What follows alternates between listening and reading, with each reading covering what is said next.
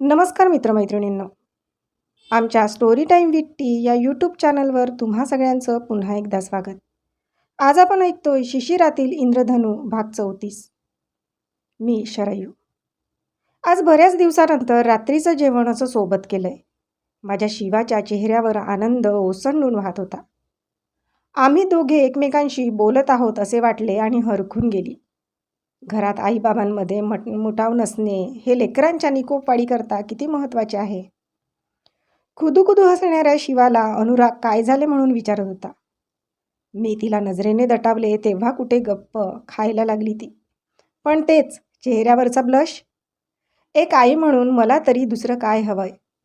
आपली मुलं सुखी असावी म्हणजे सगळं काही मिळाल्याचा आनंद. पण खरंच तिच्या चेहऱ्यावरचं हसू बघून मी आनंदी होऊ शकणार आहे? अनुरागसारखा अबोल अनरोमॅन्टिक नवरा मिळाल्याचं दुःख मनातून जाणार आहे. म्हणतात आयुष्य एकदाच मिळते, पण ते परिपूर्णपणे जगण्याचा अधिकार मलाही आहे. मी किती दिवस असं एकटेपणाचं आयुष्य जगणार? अनुरागमध्ये तर सुधारणा होणे शक्य नाही. मी आहे तसे त्याला स्वीकारलेही आहे, पण तरीही मनात एक रुखरुख वाटते. दाराची कडी लावल्याचा आवाज आला आणि मी वर पाहिले. विचारांची तंद्री तिथेच तुटली. अनुराग आला होता. आज चेहरा समाधानी दिसतोय त्याचा. चेहऱ्यावर कशाचं समाधान पसरलं ते नाही सांगता येत. कदाचित आज लवकर आला आणि आमच्यासोबत जेवण केले म्हणून असावं. मला वाटले काहीतरी बोलेल माझ्याशी, पण नेहमीप्रमाणे बेडवर टेकला, माझ्याशी एकही शब्द न बोलता. मी जेवताना स्वतःहून त्याच्याशी बोलले, मग आता पुढाकार त्याने घ्यायला हवा. मी एक पाऊल पुढे झाले, मग त्याने एक पाऊल पुढे व्हायला काय हरकत आहे? मीही त्याच्याकडे लक्ष न देता तसेच झोपी गेले. प्रत्येक वेळी त्याची मनधरणी करत बसणार नाही मी. मात्र शिवासमोर मला त्याच्याशी बोलावेच लागणार आहे. आमच्यात जे काही वाद आहे ते शिवासमोर यायला नको. तिच्यासाठी हे अजिबात चांगले नाही. 2 दिवस असेच निघून गेले. मुलांच्या शाळा आणि आमचे ऑफिस यात नेहमीप्रमाणे व्यस्त असलेले आम्ही आजूबाजूला काय चालले याकडे लक्ष द्यायला वेळच कुठे आहे. पण त्या दिवशी अभिमन्यू घरी आला. म्हणाला त्याची मम्मी गावी गेली. अशी कशी अभिलाषा एकटी गावी निघून गेली, तेही अभिमन्यूची शाळा सुरू असताना? मला जरा नवेल वाटले. मी शिवासोबत अभिमन्यूला पोटभर जेवायला दिले. मंदार घरी होता म्हणून त्याचाही स्वयंपाक केला. दोघांमधलं भांडण अजून संपलेलं नसावं किंवा ते जास्तच विकोपाला गेलं असावं याचा अंदाज आला मला. मी मंदारला घरी बोलवून घेतले. अनुराग यायला अजून वेळ होता. त्याच्यासमोर मंदारशी काही बोलता येणार नव्हते. काय झाले? अभिलाषा कशी काय माहेरी गेली? माझ्या प्रश्नाचे उत्तर नव्हते बहुधा मंदारकडे. चेहऱ्याची पार रया गेली होती. बायको नसली की माणसांची अवस्था ही अशी होते. पण तरीही आपला हेका सोडायला तयार नसतात ही माणसं. भाऊजी बोला ना, तुमचं दोघांचं काही भांडण झालंय का? हो. घर सोडून जाण्या इतपत मोठं? ते काही ठाऊक नाही. आमचं प्रेम केलेलं चालतं, लाड पुरवलेले चालतात, पण राग मात्र सहन होत नाही. मग आईवडिलांची आठवण येते. बोलण्यात चीड होती त्यांच्या.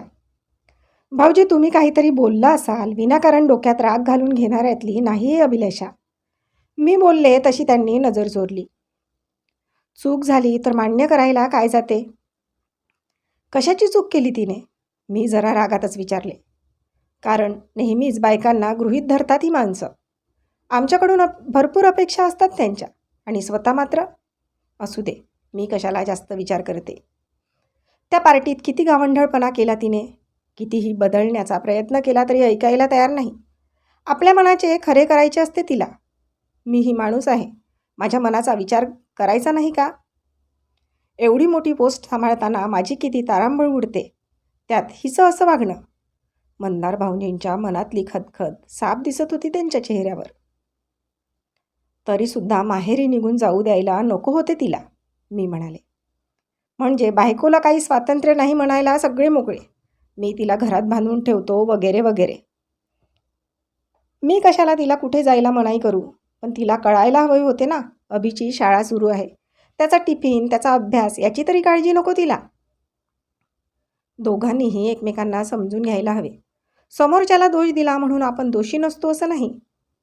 अभिलाषा अजिबात भांडखोर वगैरे नव्हती, त्यामुळे मला मंदार भाऊजींचे म्हणणे पटत नव्हते. तुम्हा बायकांच्या नजरेत आम्ही पुरुष नेहमीच गुन्हेगार असतो. मी तरी का सांगतोय तुम्हाला? तुम्हाला आपल्या मैत्रिणीची बाजू खरी वाटणार.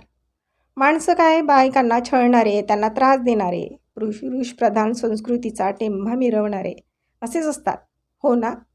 त्यांच्या नाकावरचा राग अगदी दिसून येत होता. मला क्षणभर हसूच आले त्यांच्या बोलण्यावर. तुम्हाला एवढी मोठी मोठी दूषणं देणार नाही मी जराशी स्माईल करत म्हणाले. तरीही त्यांचा राग मात्र अजून गेला नव्हता.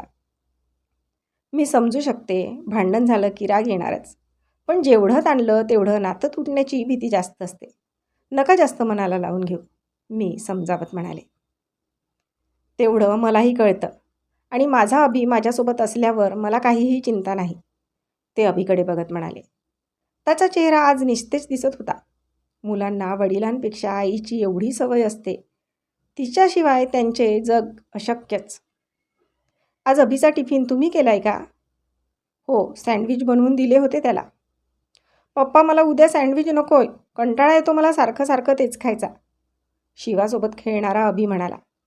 बिचारे मंदार भाऊजी विचारात पडले. मी देईन उद्या तुझा टिफिन, स्कूलसाठी तयार झाला की इकडून ये, मी म्हणाले तसा त्याच्या चेहऱ्यावर आनंद झळकला. नको वहिनी, तुम्हाला कशाला त्रास, तुम्हाला काय कमी कामं असतात, त्यात पुन्हा हा भारत तुमच्यावर टाकणे मला तरी पटत नाही, मंदार भाऊजी म्हणाले. त्यात कसला आलाय त्रास, मी शिवासाठी टिफिन बनवणारच होत ना, एकमेकांसोबत दोघांचाही होऊन जाईल. अभि तुला चालेल ना, मी म्हणाले. तसा तो आनंदाने हो म्हणाला. मंदार भाऊजींनाही होकार द्यावा लागला. ती स्वतः येणार आहे की तुम्ही न्यायला जाणार आहात, मी विचारले. स्वतःच्या पायाने चालत गेली ना मग स्वतःच येईल, मी अजिबात जाणार नाही आहे तिला न्यायला. माणसांचा इगो खरंच खूप मोठा असतो, त्यांच्या जिव्हाळ्याच्या माणसांपेक्षाही मोठा. हे फार चुकीचे आहे. काय चुकीचे आहे? माझी मनधरणी न करणं आणि तिचं निघून जाणं ते मात्र बरोबर आहे, हो ना? आता मी तरी काय उत्तर देणार त्याच्या प्रश्नावर. काही अंशी त्यांचंही वागणं बरोबरच होते, कारण तुम्ही सुशिक्षित आणि समजदार आहात, वयाने तिच्यापेक्षा मोठेही. आणि तसंही आम्हा बायकांची एक साधीशी अपेक्षा असते, नवऱ्याने जराशी मनधरणी करावी. तिलाही वाटत असेल तुम्ही तिला न्यायला यावे, तिच्याशिवाय तुमचा संसार अपूर्ण आहे ही जाणीव तुम्हाला व्हावी, ही एक साधीशी अपेक्षा असते बायकोची. आम्हा पुरुषांचीही तेवढीच एक साधी अपेक्षा असते, तिने हक्काने आपल्या घरी परत यावे. रागात माझं घर म्हणत असलो तरी घराची मालकीण तीच असते, सर्वात जास्त वावर तिचा असतो घरात. मग आमच्या रागात बोलण्याला किती महत्त्व द्यायचे हेही पत्नीला समजायला हवे. माझ्या प्रत्येक प्रश्नाचे उत्तर होते मंदार भाऊजींकडे. त्यांनी अभिलाषाला न्यायला जावे असे मला वाटत होते. यावेळी त्यांना तिचा खूप राग आला आहे हे त्यांच्या बोलण्यावरून लक्षात येत होते. थोड्या वेळाने अनुराग आला. आम्ही त्याच्यासाठी जेवायचे थांबलो होतो. कसा आहेस मंदार, अनुरागने हसून त्याला ग्रीट केले. मी ठीक आहे, ये लवकर फ्रेश होऊन, जेवायचा थांबलोय तुझ्यासाठी. अरे हो, थोडा लवकर येण्याचा प्रयत्न केला पण तरी जरा उशीर झालाच. म्हणजे मंदार जेवायला आला आहे हे त्याने आधीच अनुरागला सांगितलं तर. माझी तर अजिबात अनुरागला काही सांगायची इच्छा होत नाही. मला काय करायचे, मी सगळ्यांसाठी जेवण घ्यायच्या तयारीला लागले. मुलं अजूनही मस्ती करत होती. जेवताना दोघांच्याही मनसोक्त गप्पा चाललेल्या होत्या. अनुरागला अभिलाषा घरी नसल्याचे बहुधा माहीत होते, पण त्याने चुकूनही मंदारकडे तो विषय काढला नाही. त्यांच्या नेहमीसारख्या अवांतर गप्पा सुरू होत्या. मीही मध्ये मध्ये त्यांच्याशी बोलत होते. अनुरागसोबतही जेवढ्याच तेवढे बोलत होते. जेवण फार छान झालं वहिनी, मीही 2 दिवस झाले बाहेरचं खाऊन कंटाळलो होतो, मंदार भाऊजी म्हणाले. मी काही बोलण्यापूर्वी अनुरागने त्याला उत्तर दिले. कशाला बाहेर खातोस, तू रोज येत जा इथे जेवायला. वहिनी येईपर्यंत रात्रीचे जेवण आपण सोबत करत जाऊ, अनुराग म्हणाला. याला काय जातंय बोलायला, स्वतः घरी लवकर येत नाही, मीही ऑफिसमधून थकून येते. पण असो, मंदार भाऊजींबद्दल मला राग नाही. खरं तर हेच मी त्यांना बोलणार होते, पण अनुरागने चुकीचा अर्थ नको काढायला म्हणून मी गप्प बसलेले. माझ्यामुळे वहिनींना कशाला त्रास? काही त्रास होत नाही भाऊजी, मी उद्यापासून तुमचा स्वयंपाक करणार आहे. मी बोलून टाकले. मंदार भाऊजींना येण्याशिवाय पर्याय नव्हता. जेवल्यानंतर थोडा वेळ गप्पा मारून ते अभिला घेऊन घरी जायला निघाले. त्यांना जाताना मी उद्या अभिचा टिफिन करणार आहे याची पुन्हा एकदा आठवण करून दिली. सोबत अनुरागचा आग्रह होताच. बराच वेळ खेळून माझी शिवाही पेंगायला लागली होती. अभिला बाय केल्यावर ती सोप्यावर हॉलमध्ये झोपून गेली. अनुरागने तिला उचलून तिच्या रूममध्ये नेले. मग मीही आपल्या रूममध्ये निघून आली. मघापासून मंदार आणि अभिलाषाचे भांडण मिटवण्याचा मी प्रयत्न करत होते. पण आम्हा दोघांच्या भांडणाचे काय? ते कधी मिटणार आहे? हे भांडण मिटण्यासाठी मी पुढाकार का घेत नाही? पण दरवेळी मीच का पुढाकार घ्यायचा? नवऱ्याने आमची मनधरणी करावी ही एक साधी तर अपेक्षा असते ना आमची.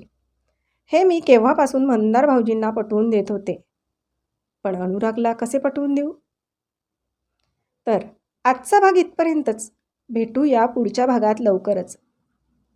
तोपर्यंत आमच्या या भागाला लाईक आणि कॉमेंट्स करायला विसरू नका. आणि अजूनपर्यंत आमच्या चॅनलला सबस्क्राईब केले नसेल तर लगेच सबस्क्राईब करा. धन्यवाद.